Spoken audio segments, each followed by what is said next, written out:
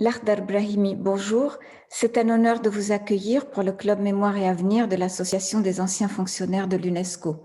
Merci d'avoir accepté de répondre à nos questions sur un sujet aussi actuel que la crise que traverse le système multilatéral, fragilisé par les transformations des équilibres mondiaux, mais rendu plus nécessaire que jamais par le caractère international des défis politiques, économiques, sociaux et sanitaires que nous affrontons aujourd'hui. Vous avez été ministre des Affaires étrangères de l'Algérie, votre pays, puis sous-secrétaire général de la Ligue des États arabes jusqu'au début des années 1990. Vous commencez alors une nouvelle carrière à l'ONU, conduisant de nombreuses missions de conciliation en Afrique, en Afghanistan, en Irak, puis en Syrie. En cette année du 75e anniversaire de l'ONU et de l'UNESCO, vous êtes en mesure de nous éclairer sur l'évolution et l'avenir de nos institutions. Georges Koutoudjian, président de l'association, mènera ce dialogue avec vous. Georges, c'est à vous. Beaucoup, Neda. Monsieur le ministre, c'est un véritable plaisir pour moi de mener avec vous cet entretien. Les débuts de votre carrière coïncident avec l'affirmation incontestée du rôle des Nations Unies en matière de paix et de sécurité internationale et de respect et de protection des droits de l'homme. Quelles seraient les causes de ce qu'il convient d'appeler de nos jours la crise du multilatéralisme? De quand la datez-vous? Pourquoi des membres fondateurs et de solides piliers du multilatéralisme onusien semblent-ils s'en éloigner aujourd'hui pour favoriser la coopération régionale, voire bilatérale? Encore une fois, merci beaucoup de m'avoir invité à ce dialogue. Je m'y prête avec le plus grand plaisir. Je suis retraité comme vos membres et je pense vous-même. Et donc, c'est une retrouvaille avec des gens qui ont travaillé quand même pour les Nations Unies à un certain moment de leur vie. Vous savez, je crois que les fondateurs des Nations Unies, et surtout les Anglais et les Américains, croyaient vraiment, au moment où ils ont créé les Nations Unies, à la valeur de cette organisation et à la valeur de la coopération internationale. Ensuite, il y a eu pratiquement tout de suite après la guerre froide. La guerre froide n'a pas défavorisé le multilatéral. Au contraire, comme sur le plan bilatéral ou entre les deux blocs, c'était très difficile, ils étaient contents d'avoir un organisme, le machin, comme certains ont dit, qui pouvait leur offrir, quel que soit l'état de leur relation bilatérale, un endroit pour se retrouver, pour parler de leurs problèmes. Et c'est ainsi que plusieurs crises très, très graves, peut-être une guerre mondiale, ont été évitées. C'est très, très certainement que l'existence de l'ONU a empêché une guerre, en tous les cas entre les Américains et les Russes, en 1962, lors de la crise de ce qu'on a appelé les missiles à Cuba. Donc, cette organisation a été très utile pour eux. Et pendant toute la guerre froide, ils ont protégé cette organisation, même s'ils l'ont critiquée parce que ils n'avaient pas toujours le dernier mot.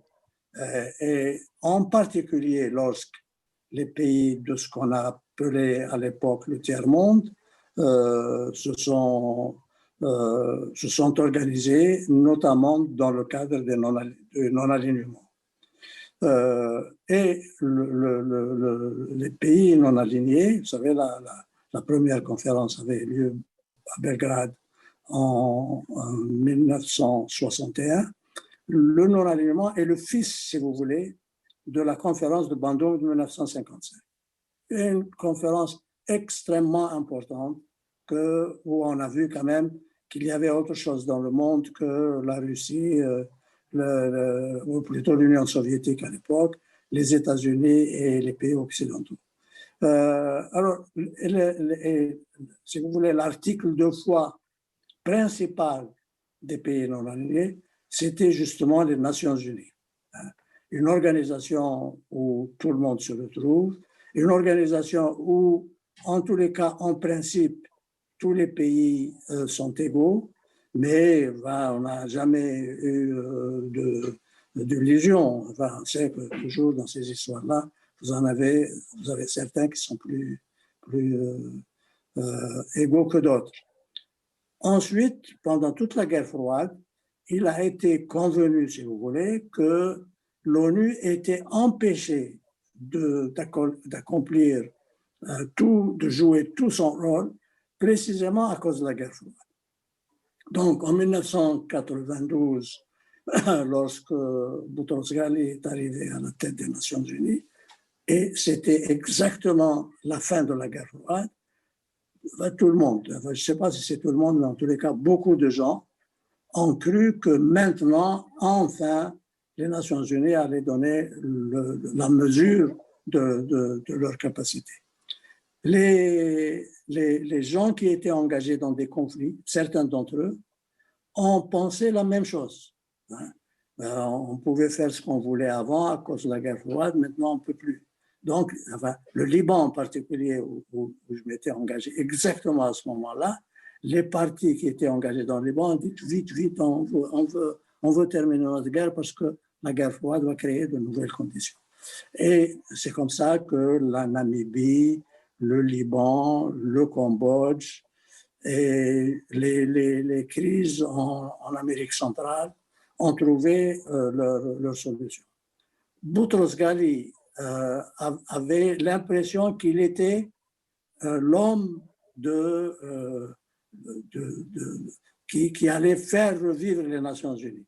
Alors, vous avez eu quand même 5 conférences internationales sur tous les grands problèmes. Et on pensait que on avait donné énormément d'importance à ces problèmes-là. Le Caire, Istanbul, Copenhague, etc. On avait donné énormément d'importance, et aussi pour les femmes à Pékin. On a considéré que c'était très, très important et que maintenant, l'ONU et le multilatéralisme allaient donner. Mais c'était pas tout à fait comme ça que ça s'est passé.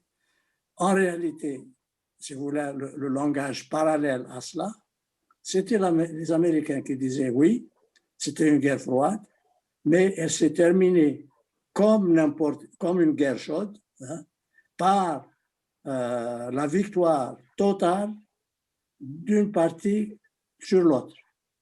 Nous avons gagné la guerre, et comme nous avons gagné sans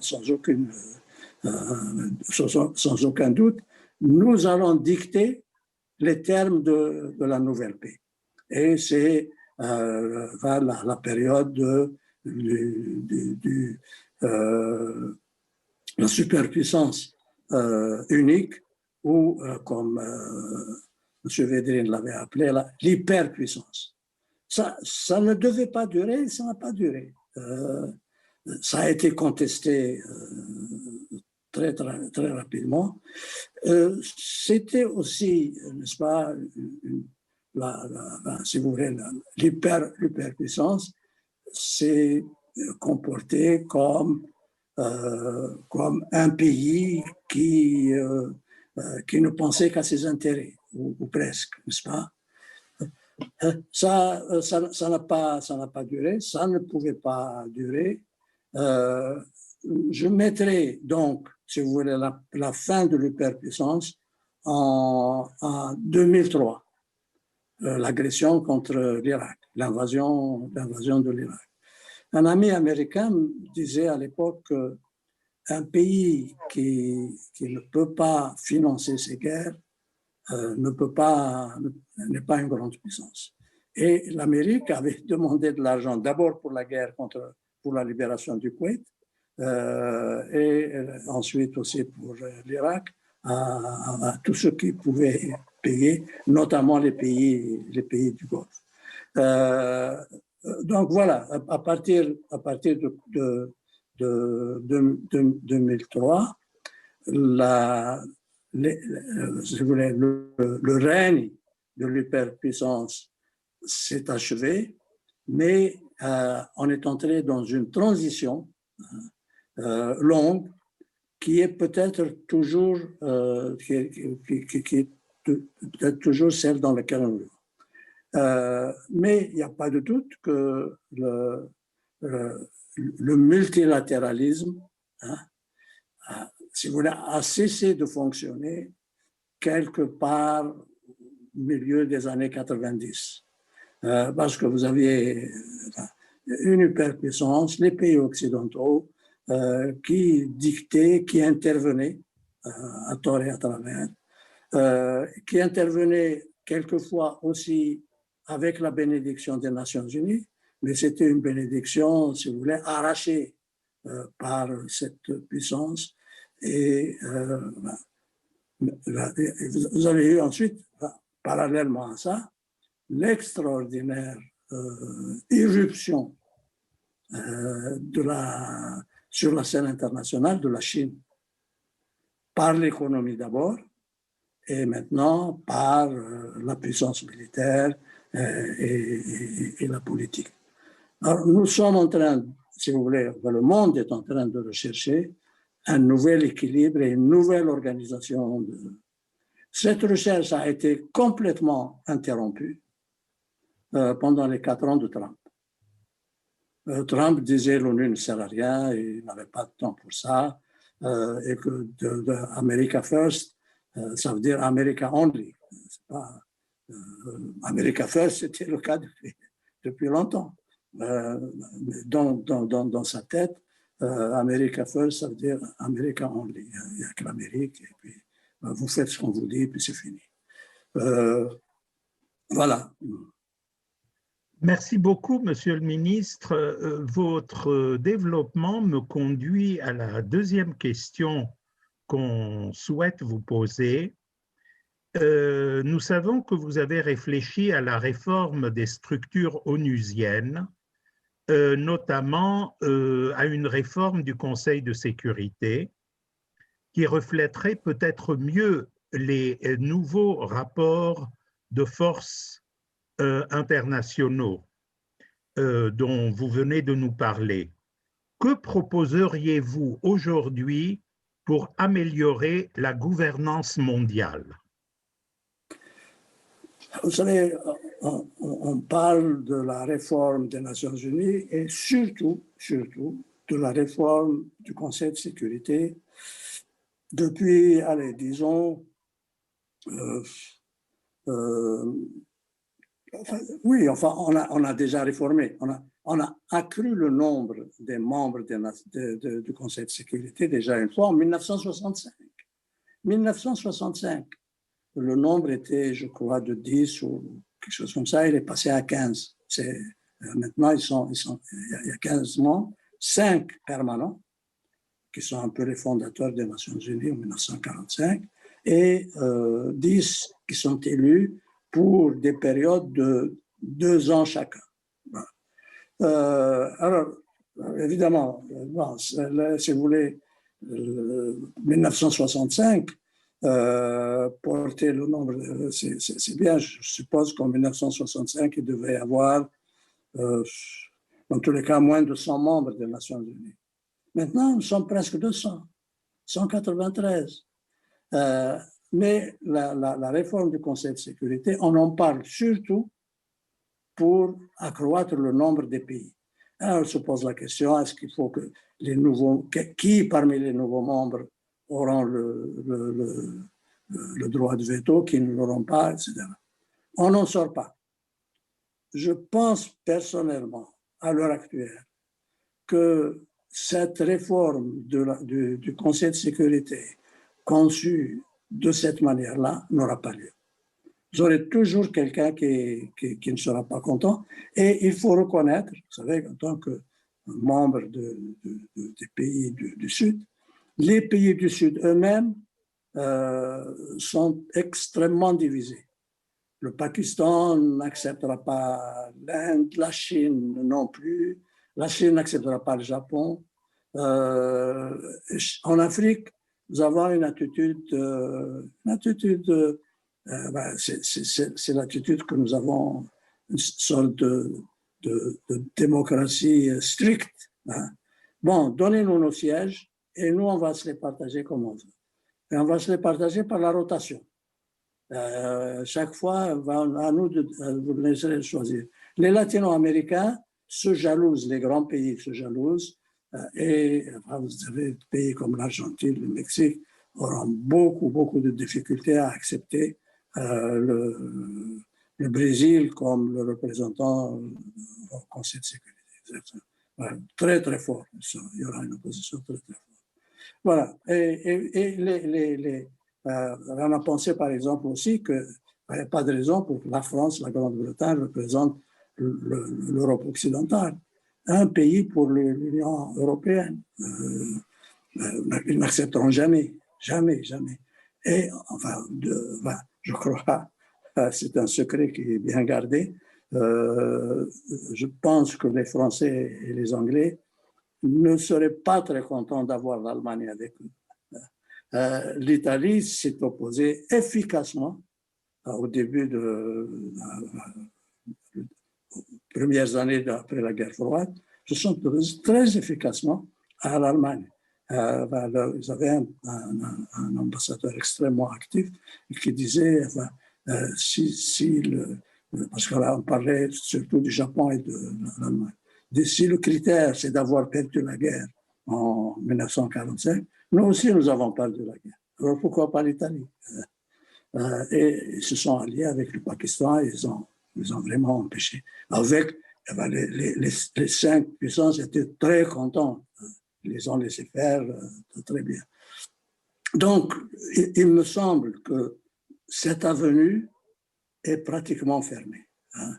Moi, j'ai une autre idée. Vous savez que beaucoup de gens ont fait une très grande campagne pour que le secrétaire général n'ait qu'un seul mandat. Au lieu de 5 ans, on lui donnerait 6 ou 7 ans, mais il sera élu une seule fois. Pourquoi? Parce que pratiquement tous les secrétaires généraux ils passent leur premier mandat à calculer comment ils vont se faire réélire pour le second mandat. 5 ans de perdu. Et ensuite, il y a des choses, si vous voulez, des réalités qui s'imposent, et pendant le deuxième mandat, ils n'arrivent pas à faire grand-chose. Moi, je pense que c'est ça la réforme qu'il faut. D'avoir un secrétaire général fort, qui n'hésitera pas à utiliser les articles 97 et 98, parce que c'est des articles extraordinaires. Je crois que c'est l'article 98, je crois, qui permet au secrétaire général pratiquement de convoquer le Conseil de sécurité pour leur dire, écoutez, il y a telle situation qu'il ne peut pas attendre, il faut absolument faire quelque chose. C'est extraordinaire. Mais aucun secrétaire général n'a utilisé l'article 98 pendant ce premier mandat et même pas pendant son second mandat. Moi, je pense que c'est ça la réforme. Et c'est pas difficile. Ça, c'est pas difficile du tout. Alors, si vous le voulez bien, Monsieur le Ministre, nous allons passer à un autre sujet que vous connaissez tout aussi bien. C'est les opérations de maintien de la paix qui constituent l'activité la plus importante et la plus largement reconnue de l'ONU, puisque les casques bleus ont aussi reçu le prix Nobel de la paix.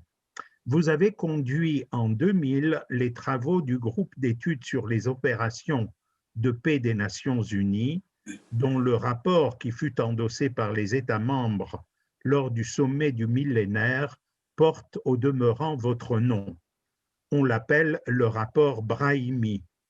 Et vous avez engagé dans ce rapport une réflexion sur les forces et les faiblesses du maintien de la paix, ses objectifs et ses moyens. Feriez-vous 20 ans après le même bilan et les mêmes propositions que dans le rapport qui porte votre nom, Monsieur le ministre?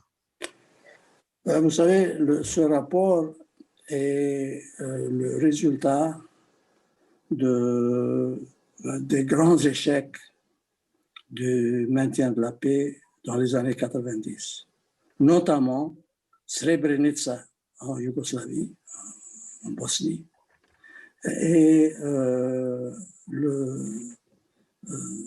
en Afrique, il y a eu aussi le génocide. Le nom du pays m'échappe, mais enfin, c'est connu. Le Rwanda? Le Rwanda, oui. Génocide du Rwanda et Srebrenica. À l'époque, vous savez que le département de maintien de la paix n'a été créé que sous Boutros Ghali.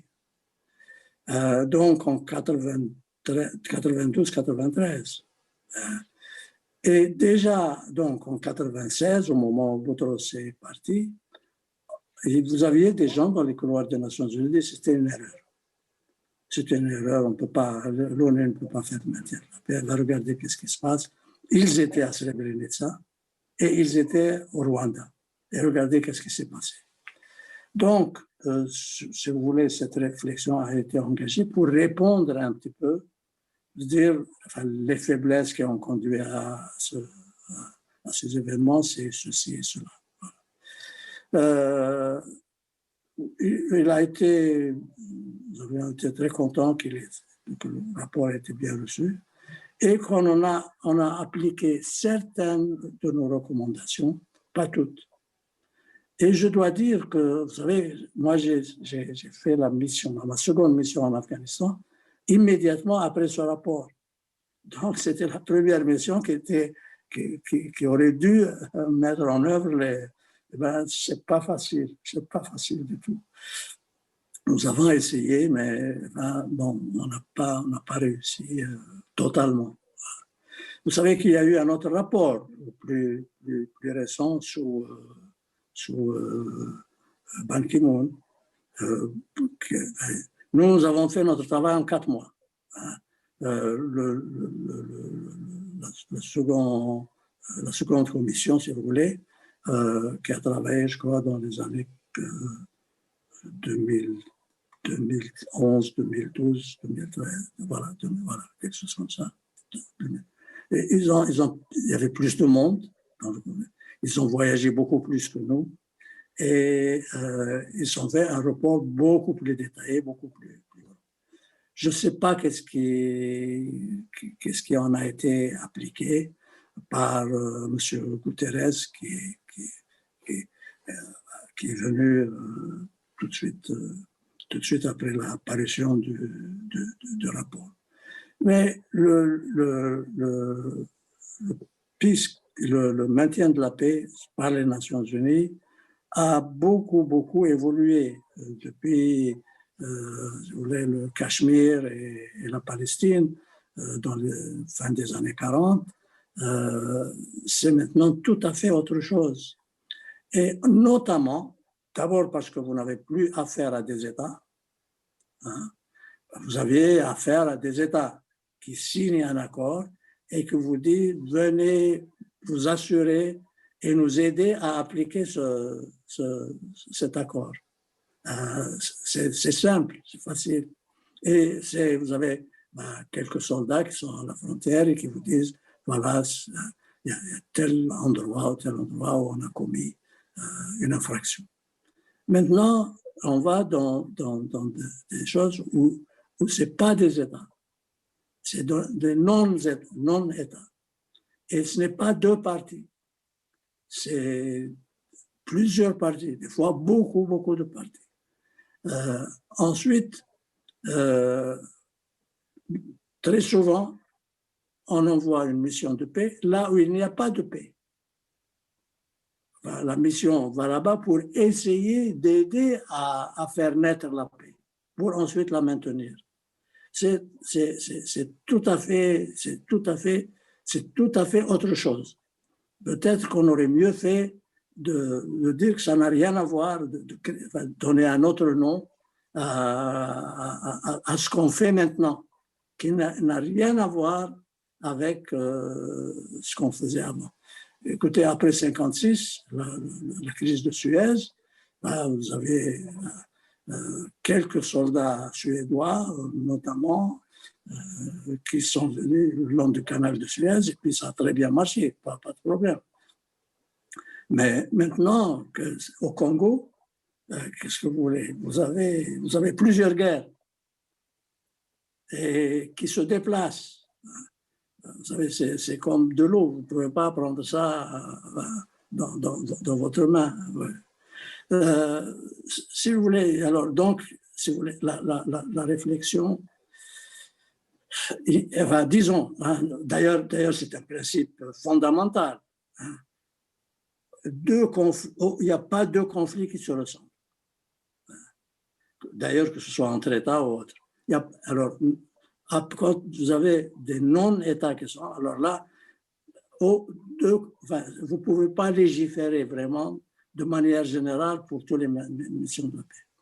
Et il faut qu'il y ait un soutien vraiment fort du Conseil de sécurité et des pays voisins. Regardez l'Afghanistan maintenant.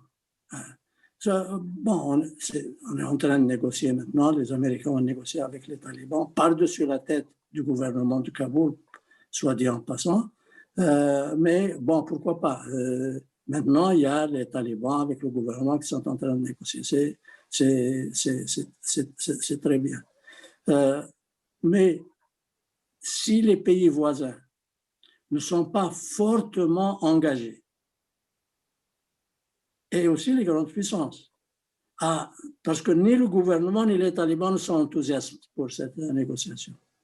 Alors, s'ils peuvent regarder, vous savez, un peu derrière eux et ils voient qu'il y a de l'argent et des armes qui arrivent, vous n'allez pas aller très loin.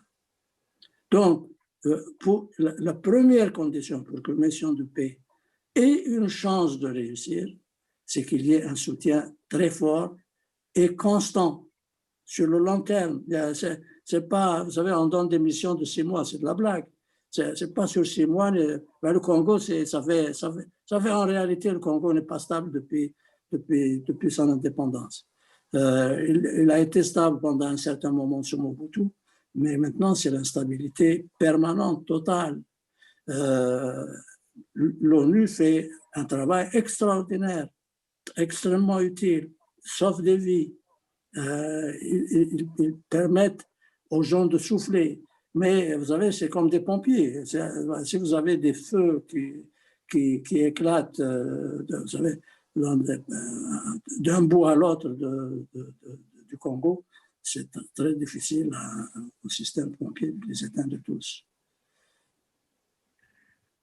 Merci beaucoup pour ces réflexions qui montrent quand même que vous avez suivi toute cette opération de maintien de la paix depuis longtemps. D'ailleurs, vous-même, vous aviez, et je retiens ça comme une idée force de ce que vous avez dit, c'est que il faudrait quelquefois plutôt parler de mission de médiation et de conciliation, d'ailleurs que vous avez menée vous-même, et ne pas appeler ça maintien de la paix, parce que ce n'est pas le stade de la paix, justement. Alors, si vous me permettez, je voudrais passer à une question, disons, un peu plus actuelle. La pandémie de la COVID-19 a été marquée, du moins à ses débuts, par une défaillance du multilatéralisme. Certains ont pu dire que cette situation signait la fin de la gouvernance mondiale, née, comme vous l'avez signalé, après 1945. D'autres y ont vu un rééquilibrage du système multilatéral en fonction de nouveaux rapports de force. Comment voyez-vous l'avenir? D'abord, moi, je ne suis pas vraiment certain qu'on puisse faire tous ces reproches au système multinational en ce qui concerne la pandémie. Le système international dans ce domaine, l'OMS, a été organisé d'une manière différente, par exemple, de l'UNESCO, ou des Nations Unies. C'est une sorte de fédération d'organisations régionales. Bon, mais ils ont fait un travail extraordinaire. Quand même, ils ont éradiqué des maladies tout entières. Et alors, moi, j'ai vu en Afghanistan, ils étaient sur le point, en réalité, ils ont éradiqué la polio. Mais elle a repris, parce que la guerre ne s'est jamais arrêtée. On ne peut pas dire que l'OMS a failli en Afghanistan parce que la polio n'est pas partie entièrement. Ils ont été victimes de cette agression brutale et vulgaire de M. Trump, qui les a accusés d'avoir caché. Écoutez, c'est pas leur travail de dénoncer la Chine. C'est pas le travail des Nations Unies de dénoncer la Chine. Qu'ils respectent la Chine, c'est quand même ce qu'ils sont obligés de faire envers leurs membres. Ils appartiennent à leurs membres. Et un membre aussi important, quand même, ils ne peuvent pas aller là-bas et dire les Chinois sont stupides et ils ont fait ceci ou cela. Alors, moi, je crois qu'on a fait un faux procès à l'OMS. Qu'il y ait la marge pour améliorer, pour réformer, très, très certainement. J'ai vu moi-même des choses qui n'étaient pas parfaites, soit à l'OMS ou d'ailleurs d'autres organisations du système des Nations Unies. Mais en ce qui concerne la pandémie et l'effet qu'elle va avoir sur le système international, moi, je ne sais pas encore. C'est peut-être un excellent rappel d'une réalité dont nous parlons depuis des décennies, même depuis très très longtemps. Le village global, hein, le monde étant devenu un village, et que donc l'administration du monde doit répondre à cette réalité. Moi, je sais qu'en Algérie, vous avez des gens qui n'ont jamais quitté un rayon de 20 km, depuis la naissance jusqu'à la mort. Maintenant, il y a encore des gens qui sont dans ça, mais ce n'est plus le cas pour la majorité des gens. Vous et moi, nous avons vu le monde entier, pas presque. Bon, ce village global doit être gouverné d'une manière différente. D'ailleurs, vous avez fait allusion aux elders. L'idée de Mandela et des gens qui l'ont conseillé pour lancer cette idée, c'était que le monde est devenu comme un village africain où vous avez le conseil des vieux. Donc, on fait un conseil des vieux pour la planète village. Comment est-ce qu'on organise ça? C'est difficile, c'est très, très difficile. L'ouverture des frontières magnifique entre les pays européens, mais vous leur dites d'ouvrir les frontières avec l'Afrique, ils vous diront non. Vous savez, la vieille image aussi de la forteresse contre les barbares, c'est une idée européenne, n'est-ce pas, que nous sommes très bien, nous allons faire une forteresse fermée et puis que les gens nous laissent tranquilles. Il y a énormément de choses à faire. La pandémie a en tous les cas rappelé une chose qu'on avait tendance à oublier, de ne pas en tenir compte, à savoir qu'il n'y aura pas de solution de la pandémie s'il n'y a pas une solution pour tout le monde. Si vous avez un petit pays de rien du tout, quelque part, où les gens continuent à mourir de la pandémie, vous ne pouvez pas être tranquille à Paris.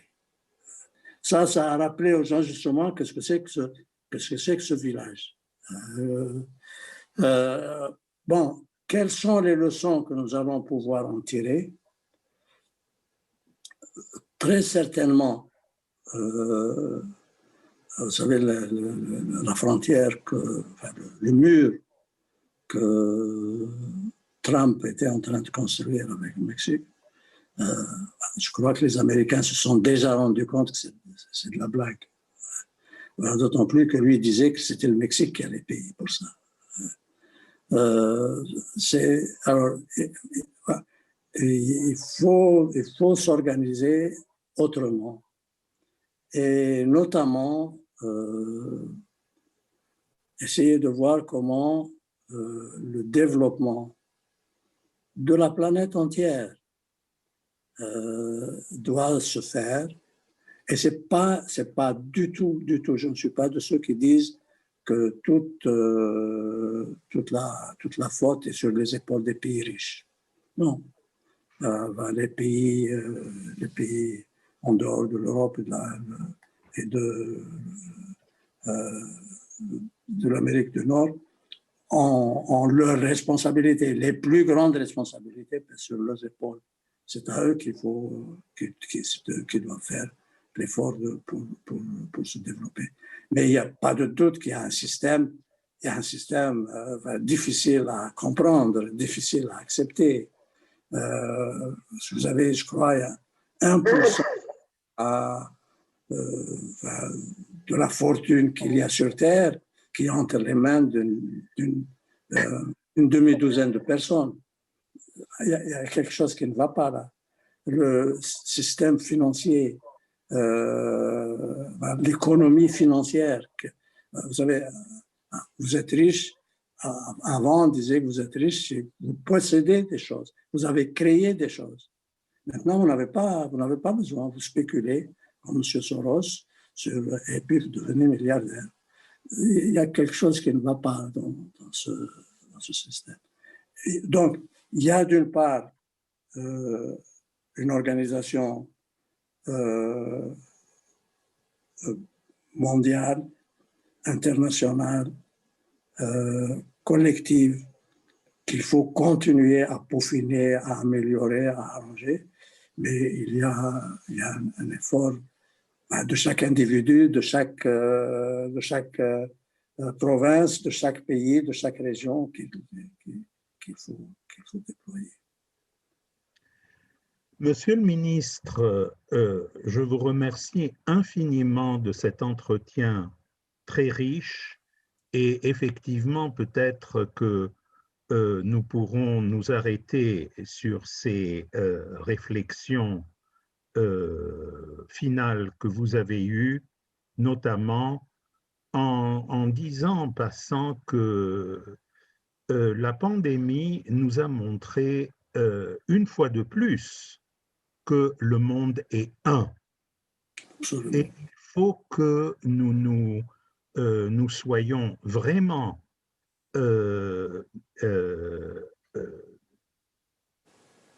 persuadés que cette unité du monde est à la fois notre destin commun et notre richesse commune. En tous les cas, Monsieur le ministre, je vous remercie infiniment de cet entretien et je vous dis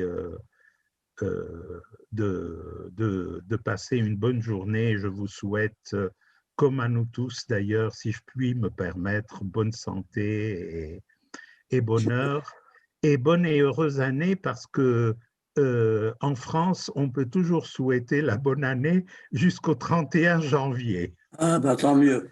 À vous aussi, une excellente année. Merci beaucoup. Je suis, comme je vous l'avais écrit, flatté et heureux que vous ayez pensé à ce que nous ayons cet entretien. Et très bonne année à vous, très bonne année à votre organisation, très bonne année aux retraités de l'UNESCO et enfin, résistons ensemble au virus. Voilà. Merci bien. Bonne année. Merci beaucoup. Merci beaucoup à vous, Madame Ferrier.